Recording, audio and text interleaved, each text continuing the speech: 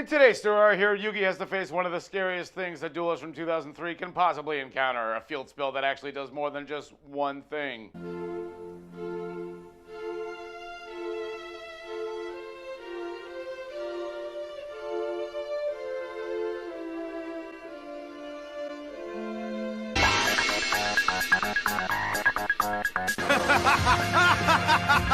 Funny. Dare into the Eye of Osiris, all my fellow and future outlaws. This is his card game versus humanity, and I am the NAKAK Double G. Back with another recap of that very scary children's card game called Duel Monsters. Luckily, you have me to watch it here for you, so you don't have to. As per usual, if you enjoyed, don't forget that sub, that bell, that like. Hit up the Patreon if you want to support me. Leave a comment telling me how short this duel would have been if Yugi just had any back row removal whatsoever. Just any. But too bad for our hero, because the episode begins with the entire field surrounded by a mist caused by Dark Sanctuary. A field spell so powerful that it keeps your opponent in a constant state of fear, and I know what you're all thinking. Those mouths and eyes are pretty scary, but the truth happens to be that that's actually the censored version. The original was covered with nothing but ojamas. Bakura is a smart person who doesn't just give away all his strategies and information, telling Yugi that he's protected by the ghost of Dark Sanctuary instead of just letting him attack and find out for himself, because we all know you definitely don't have to tell people shit on this show. Yugi attacks with Gamma, but it backfires immediately, releasing a ghastly from its back that attacks Yugi directly for half the monster's attack points. Bakura, on the other hand, gains those same life points before taking his turn to activate the Destiny board. Also known as the definitely not just a Ouija board, even though it confuses Yugi as he doesn't seem to know what it does. I saw one of those things once at a haunted funhouse. You may not know it there, but he was actually just talking about the fat chick he slept with last summer. Yugi demands that Bakura explain what this card does, as he claims that it allows him to communicate with the Shadow Realm, which just, no, it doesn't.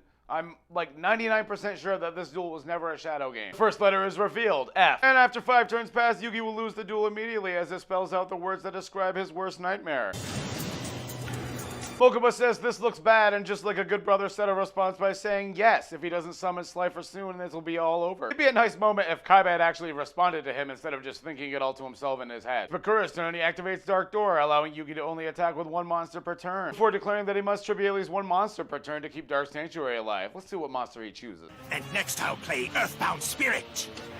Pretty sure that was a trap card that you just set face down like a monster before actually summoning Earthbound Spirit to actually, tribute it. Both cases of which it was either a trap on the field or it was a double normal summon and Yugi didn't question any of it. Just, nope, yup, this is all normal stuff. It's Yugi's turn and he draws the ever-useful Kuribo, setting it in defense mode before making a very important decision. If he attacks now, he'll be able to win the game, so let me just attack with Dark Magician Girl. Oh wait, she's possessed too. Turns out Bakura can just choose a monster every turn to possess. That's a bummer. Not that he, that's how it works, but he just keeps actually telling him about it. Yugi's life points go down to 2,000. While Bakura's go back up to 2150. Ending Yugi's turn so you all know what's about to happen. Tell me! Jesus, give me a second. I was just about to summon it.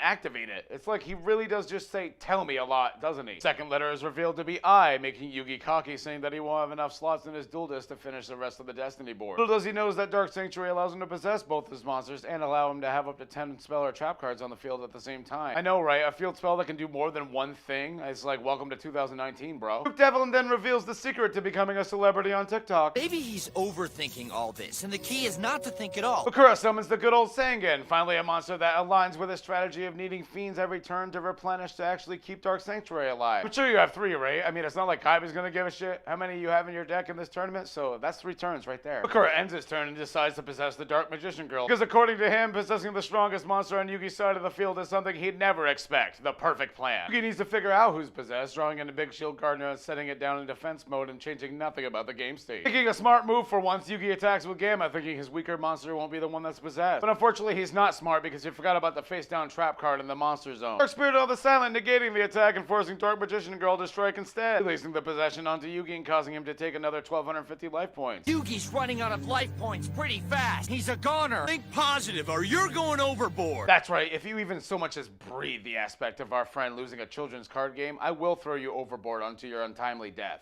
And it's Tristan, so, again, maybe. Ghosts and evil spirits in this duel are freaking me out, Seto. Nonsense. Spirits don't exist. So, are you ever actually gonna respond to your brother, or you're You're not gonna do it, are you? If Yugi attacks again recklessly, he risks losing the duel. Bakura stands now at a comfortable 3,400 life points. What's our hero to do to get out of this one? Oh wait, maybe I should just look at the 5 powerful cards I've been holding in my hand this entire duel. Man, it's such a shame I've been sitting here for 3 to 4 turns just fucking with everyone, making Bakura think he ever had a chance. While I was sitting here with Monster Reborn, collected power, and even card destruction in case I needed more draw power. But come on, man, let me just set these 3 cards face down and end my turn. I swear to God, I don't have any plans. Look at the destiny board. The 3rd letter. What is it? I'm about to reveal the 3rd letter. What is it? Literally, just wait 1 frickin' second and I'll tell you. Tell me! What is it? Tell me! Okay, I'm not. I'm not even gonna tell you anymore. Tell me!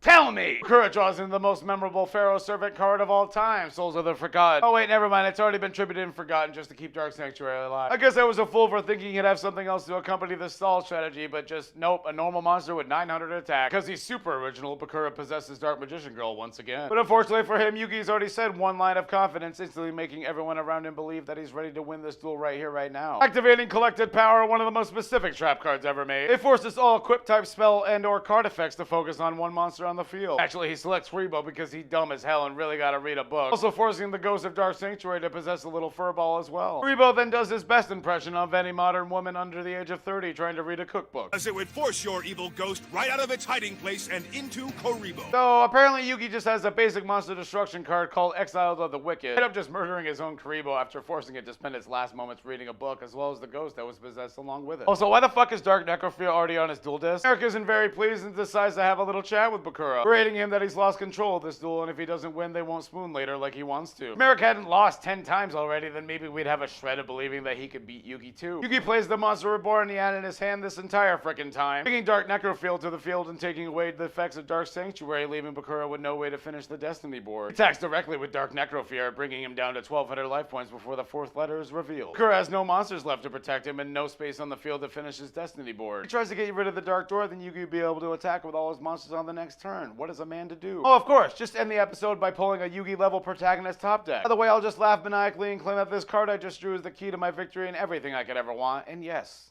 if you're wondering, it only has 200 attack points. Well, that's it for this episode. I want to thank you all for watching, and of course, a shout out to all my patrons. If you want the original uncensored version with the Ojamas plastered all over the walls, then I don't know why you're looking at me. I don't have that shit. You're gonna have to find it somewhere else. This has been Man from Earth with all the girls, ladies and gentlemen. My voice is still not 100% back. What the hell? I'm pissed. I'm generally a little irritated. Hopefully Friday.